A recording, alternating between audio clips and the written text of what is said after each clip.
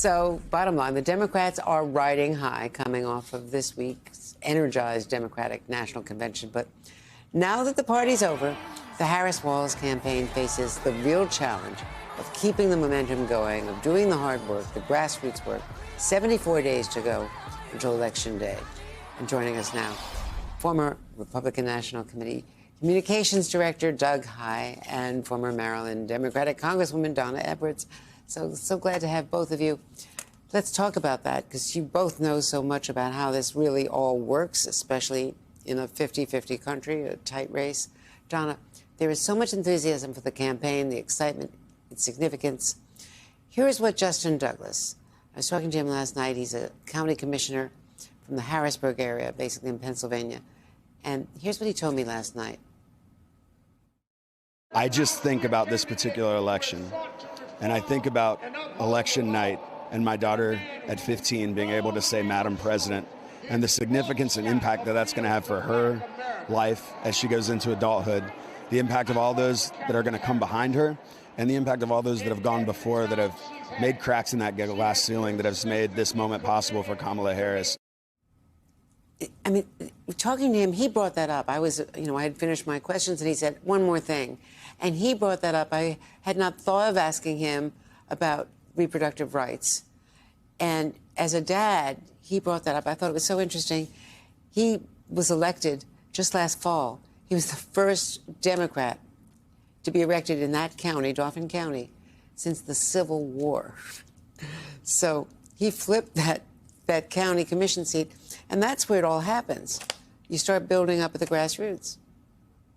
That's right. And I think that this is the reason that you were going to hear both Governor Walz and as well as the second gentleman, Doug Emhoff, go out on the campaign trail from a man's perspective, talking about issues around abortion access, around what it means to have women in leadership and valuing that.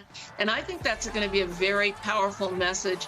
And I think what I came across attending so many different meetings, and I was on the floor last night and it was electric, but I came away from that thinking that there are so many people who were talking about the thing that they were going to do, are going to do tomorrow and the next day, and not just about having a celebration and a party. And I think Democrats are going to need that going into these next 74 days.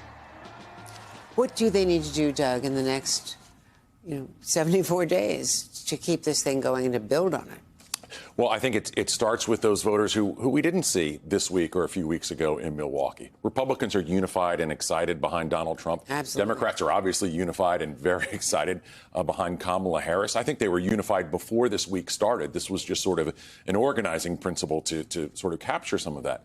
But now they've got to have that real conversation with those voters who wake up every day and they're not happy with the direction of the country. And they're upset because they've gone to the grocery store the day before they're going to, and they know their bills are going to be too high. And maybe they don't get ice cream this time for the kids, or they're planning to go at a restaurant, it's too expensive. They don't go to the movie theater. They're worried about the fentanyl crisis, which is a word I didn't hear in the vice president's speech last night. They're worried about the situation in the border. If you're the Trump campaign, all of those things line up to where the Biden-Harris administration still remains very much underwater. And if I'm Donald Trump or J.D. Vance, I'm using the word Biden a whole lot to talk about why the country isn't behind these policies that come from both of them.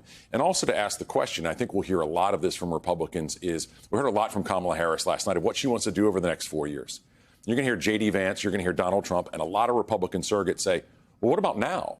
You haven't done any of that now, aside from the border bill, which I wish Republicans had passed and President Biden could sign. Why haven't you done any of this? If all these ideas are so great, where's been the momentum? Where's been the work? That's going to come a lot from Trump. And when we have the debate, one of the things we know is Donald Trump likes to pick up sand and he likes to throw it in his opponent's eyes. We don't always know what that's going to be. That's something that the Harris campaign has to prepare for in a million different directions, because you never know which way of smoke Donald Trump's going to try and throw at you. And debates, Donna, are very different, from the hearings where she is the prosecutor and where, as a senator, we're asking the questions. You've got all kinds of control. The debate, Donald Trump comes out of the debate with Joe Biden, of course, with real confidence in his ability to do it. Well, we also saw Kamala Harris when in her very brief run for president of the United States back in 2020. She was a very effective debater, and I think that she has actually gotten better over the last 3.5 years. She's more confident, and that really came through. And I would disagree. I mean, I think that, Kamala Harris has demonstrated that she's trying to mitigate some of the charges that Republicans might make, and you could hear that in her speech last night. And I think that there was a lot of outreach to independent voters and to Republican voters coming directly face to camera from a lot of the speakers who were there. I thought Adam Kinzinger, for example, was very effective last night in saying, Republicans be patriots. And we heard that from a number of speakers. And Kamala Harris looked directly into the camera and appealed to those independent and Republican voters. And I think that's going to go a long way. Doug, it did seem as though in social media that Donald Trump was really off his game in watching in real time because his comments were just totally, strange, to put it mildly. How do you expect that the smart people in his campaign, Susie Wiles and others, can manage this going forward? I can't tell you what to expect, what's going to happen. I know that what we're seeing are two different conversations. Susie Wiles, Chris LaCivita, very smart people who are in charge of the campaign, trying to keep Donald Trump on message. A new group coming in that's saying, let Donald be Donald.